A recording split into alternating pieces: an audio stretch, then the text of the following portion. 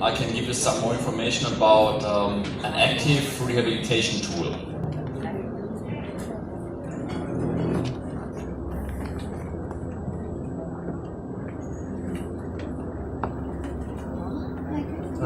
Xin chào tất cả quý vị. Hôm nay tôi rất vui ở đây để giới thiệu về cái hệ thống kích thích thần kinh cơ Galileo. So the device itself is called Galileo training, and it basically helps to stimulate the whole neuromuscular system by mechanical stimulation. Và cái hệ thống này thì hỗ trợ kích thích thần kinh cơ, thần kinh cơ toàn thân. And I already mentioned that I would like to thank the chairman and also to my translator, because I know he's doing quite a hard job. With these terms we are using, they are not very often used in Vietnamese language.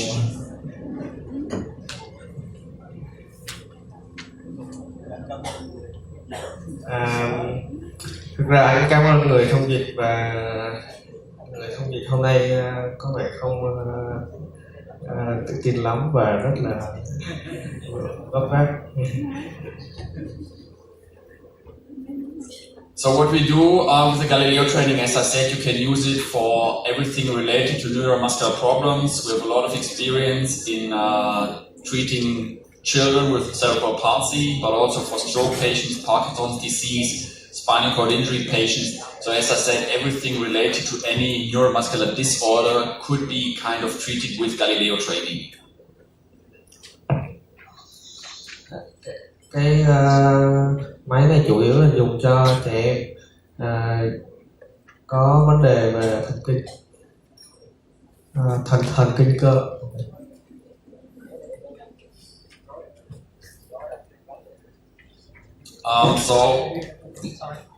I give a translation for the students pray you have a chance give to all the audience today.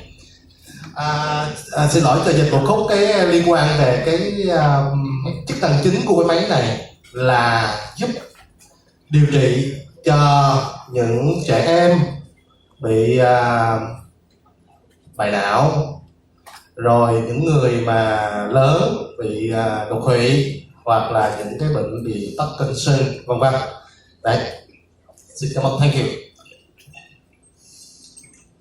So to show you the effects, this is one of the patients we treated in the past. This is a young guy who fell down the stairs, broke his 6 vertebrae, and was diagnosed as a complete paraplegic patient. And 6 months after the injury, he came to our office and we tried different things with him. Đây là một cái hình ảnh thực tế mà chúng tôi đã điều trị cho một người bị té khi làm việc tại bên Đức, bị gãy đốt xương số 6. You can start. Yes, please.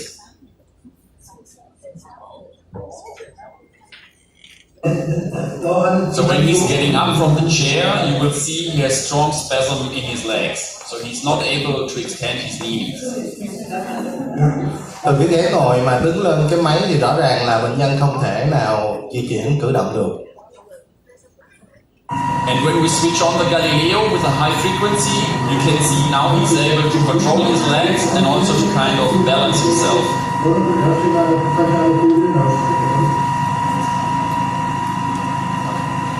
Excuse me, Mr. Bob, please speak English slowly because some of the audience here also would like to listen to your English. Ở đây đó thì khi mà ông đứng lên thì không thể có cái tư thế giống như là điêu linh, tức là số đầu hơi co co để không thể tưởng tượng, và khi ông đứng lên thì cái tình trạng nó bị tự thân thì co là do cái tình trạng co cứng cơ station, và khi đứng lên do cái máy với tần số cao high frequency thì nó sẽ làm bớt cái co cứng cơ. Stop the video. And now they are switching on the machine again, and then he's able to reactivate his legs. So low frequency or no vibration, no control of his legs. High frequency, he's able to activate his legs. khi mà sử dụng một cái tần số nhất định á, thì sẽ giúp cho cái người bệnh không cử động được, tự nhiên có thể là đứng được trên cái máy này. Chúng ta thấy là khi mà tắt cái máy thì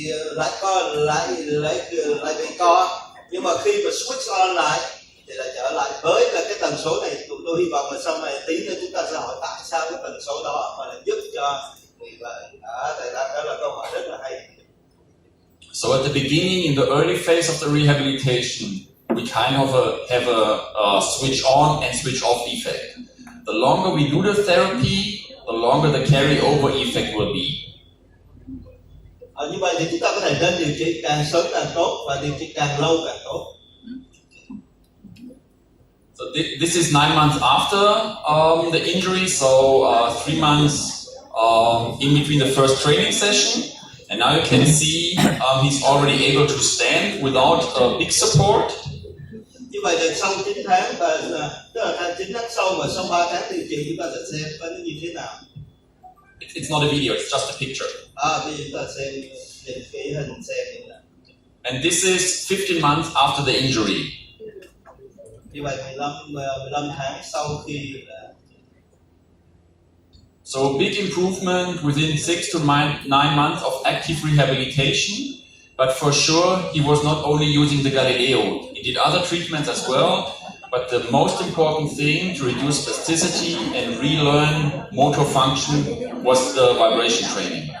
Như vậy là ông ta có thể tái lập lại motor relearning này, ông ta có thể tự vận động được, chúng ta sẽ xem người ta đi xuống.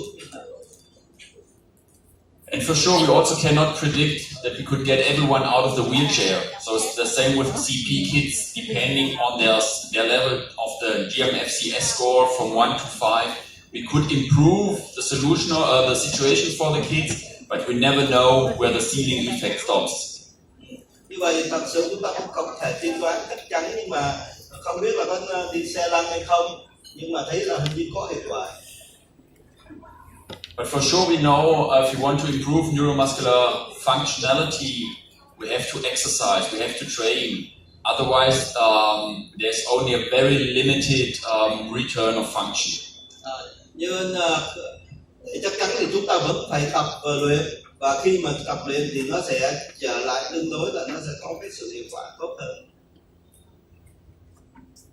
The same, this is a CP kid with a spastic hand, but we also a stroke patient, what we've seen previously.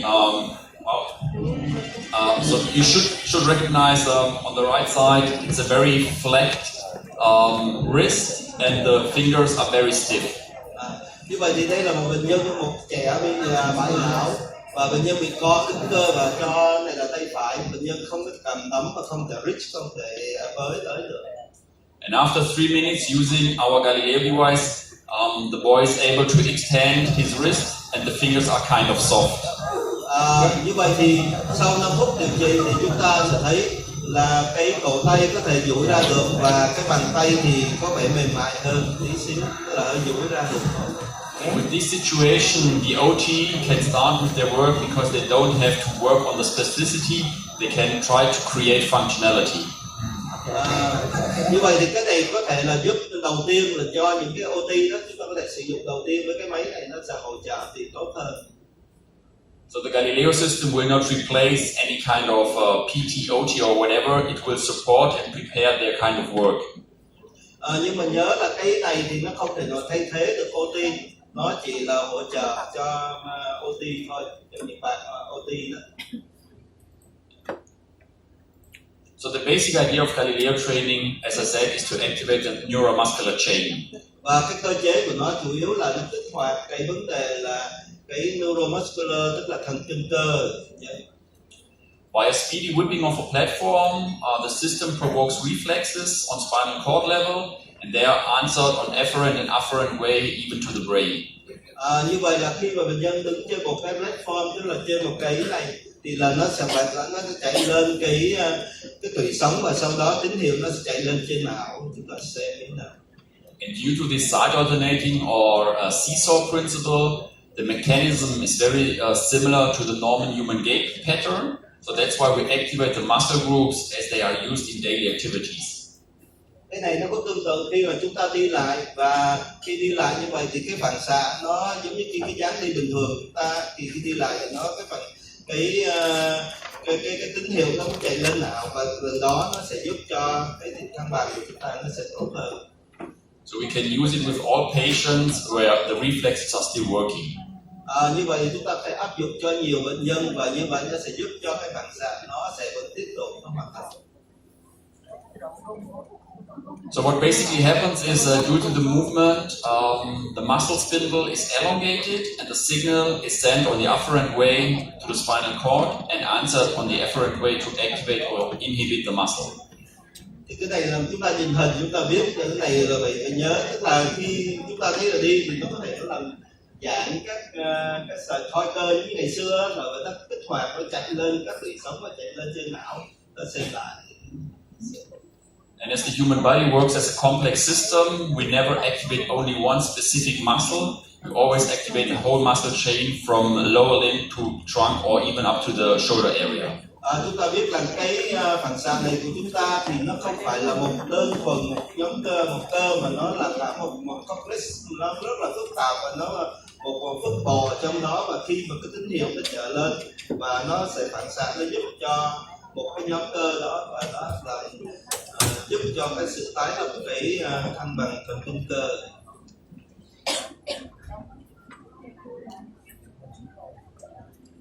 So besides the neuronal activation, it also can help to increase force and power, so to strengthen the muscle. Thì sorry, Pardon? you will repeat. Okay. So besides the nervous activation, it also helps to increase muscle force and muscle strength. Như vậy thì khi mà chúng ta làm những cái này đó, thì ngoài cái chuyện là kích thích cái thần kinh cơ, nó còn kích thích hoạt luôn cả cái mạch cơ, cái kích hoạt cái mạch cơ, cái lực cơ của chúng ta nữa. Thì máy này. So this video will show a young girl. She's suffering brittle bone disease, osteogenesis imperfecta. Cái người này là cái em bé, hồi bé nhỏ này thì bị một cái vấn đề về xương, cái sinh xương bất toàn đó. So she's having the system at home, so she can exercise every day. Cô này thì không thể nào, vì lý do đó không thể nào tập luyện được. And at the beginning, she was very weak, so she started at 10 degrees of tilting angle.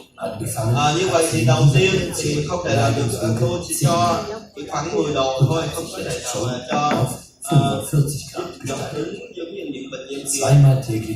So she exercised and trained her muscle that she's now able to stand at 90 degrees. Sau đó là cô làm từ từ, và sau đó lên được tới 90 degree, tức là 90 độ. This is a stroke patient. Và đây là bệnh nhân đột quỵ. On the top you can see his beginning movement pattern. Các chị sẽ thấy một cái dáng đi của bệnh nhân. Very unstable. Rõ ràng là không có thăng bằng. And then they did the treatment on the tilt table as well, so it's kind of an unloaded condition, which makes it easier for the patient. Và như vậy là bây giờ ông này đang điều trị trên một cái là tilt table, gọi là cái bàn nghiêm. Bàn nghiêm mình tên là Galileo Delta. It also creates, due to the high repetition movement, very high sensory input.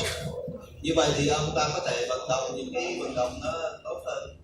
And it helps to activate the trunk muscle, because if you want to walk, you have to have a stable core, otherwise it's very difficult to control and balance. Nhờ sở dĩ làm được những cái việc đó là nhờ những cái nhóm cơ nó đã được ổn định và nó thăng bằng nó tốt hơn, ông có thể mới làm cái này nó sẽ hiệu quả. And then the last video is 6 weeks after they started with the therapy. Và cái video cuối cùng là 6 tuần sau khi điều trị. So big improvement, and as always in neuromuscular learning, it's all about repetition. Như vậy thì rõ ràng là chúng ta thấy cái sự hiệu quả nó tốt hơn rất nhiều. Tức là ông ta đã relearning lại cái vận động. So to give you a little bit of the background, how and why the system works, I would like to focus on interaction in nerve and muscle. Như vậy ông sẽ nói lại cho chúng ta tại sao có những cái tần số đó, chúng ta sẽ coi tần số khác nhau và có hiểu được cái ý nghĩa như thế nào. So all voluntary movements are quite slow. So if I'm, for example, tapping with my finger on the table, I can do it up to 10 times in a second. Như vậy thì những cái động tác mà chủ động của mình thì rất là chậm, cũng giống như ông đang gọi như vậy chỉ có 10 lần trong một giây. 10 times a day. I can't do it more. Okay. Maybe 12. Yes. So the reason therefore is you will create a movement pattern in your brain. It has to be transferred to your finger and you get the feedback back from your finger and this takes time. Như vậy là bởi vì do cái tín hiệu nó chuyển từ đây lên đây, từ đây nó lại chuyển xuống nó ra lệnh và do đó nó sẽ mất cái thời gian. And then there's a second level which is on spinal cord level. So therefore we know transmission time on our nerve from periphery to spinal cord and to the muscle. It takes between 40 and 50 milliseconds. Như vậy thì là một cái tín hiệu khác mà nó chạy vào trong cái tủy sống và như vậy là nó mất đến 40 to 50 milliseconds, yes. 40 cho đến 50 millisecond, tức là giây, cũng là nhanh lắm. So for the muscle fiber, fast and slow twitch muscle fibers, it's no problem to contract and relax 20 times, means every 50 milliseconds. Như vậy thì là những cái fast fiber muscle, tức là những cái sợi cơ nhân nó sẽ co how many times? 20 times in a second. 20 times, 20 lần trong một giây. And then if we go faster than 20 hertz or 50 milliseconds, you will get a continuous contraction of your muscle. Như vậy là khi mà mình cho nó rất là nhanh đến tốc độ là 50 mili giây thì go to spasm. Continuous contraction for spasm. Như vậy là nó sẽ đưa đến cái tình trạng là tôi hiểu, tôi sợ sai. Nó đưa đến cái tình trạng nó co, như vậy là nó sẽ đưa đến tình trạng co và nó sẽ xảy ra spasm, nó sẽ co cứng. So these are numbers from the physiology to see how long transmission time on muscle and nerve takes. Như vậy thì chúng ta phải tìm ra cái nguyên lý là cái thời gian làm sao cho hợp lý để mà cho các hoạt động để không đưa đến cái tình trạng co cứng cơ. And from these transmission times, there are the effects transferred to the Galileo or vice versa. We created a machine that will use exactly these transmission times to create effects in the body. You can explain slowly because it's the big case of the machine.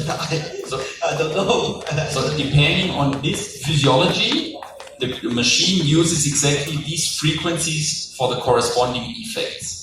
Như vậy, giải thích cho rõ là mình chưa rành cái máy của mấy ông giúp gì. Như vậy thì cái máy này nó giúp cho chúng ta, nó biết được cái tín hiệu, cái tần số nào mà tốt nhất để mà giải quyết cái vấn đề là nếu mà nhanh quá thì là co cứng. Đó là cái nguyên tắc là như vậy.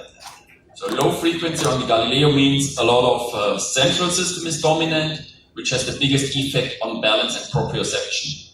So the low frequency is good or is good for the brain for balance. Yeah. Như vậy thì cái nếu mà cái tần số thấp thì nó làm cho cái tín hiệu nó rung như vậy thì nó sẽ giúp cho cái não của mình nó có thời gian để nó giúp cho cái vận động của cái cơ như vậy thì nó sẽ vừa cái thời gian và nó giúp cho thăng bằng cơ nó sẽ tốt. The middle frequency is above 12 Hz. It's mostly used for coordination. Used for the coordination for agonist and antagonist. Như vậy thì nếu mà với cái tần số 12 Hz trên above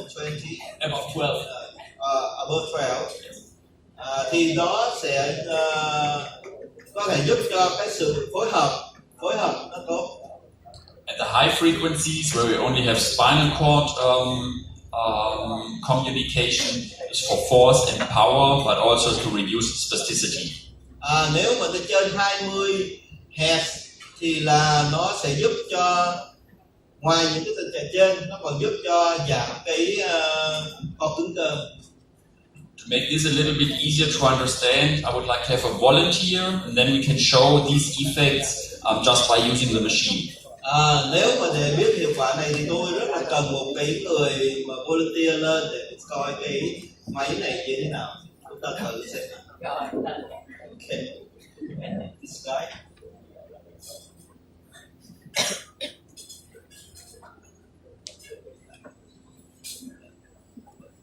Ông này là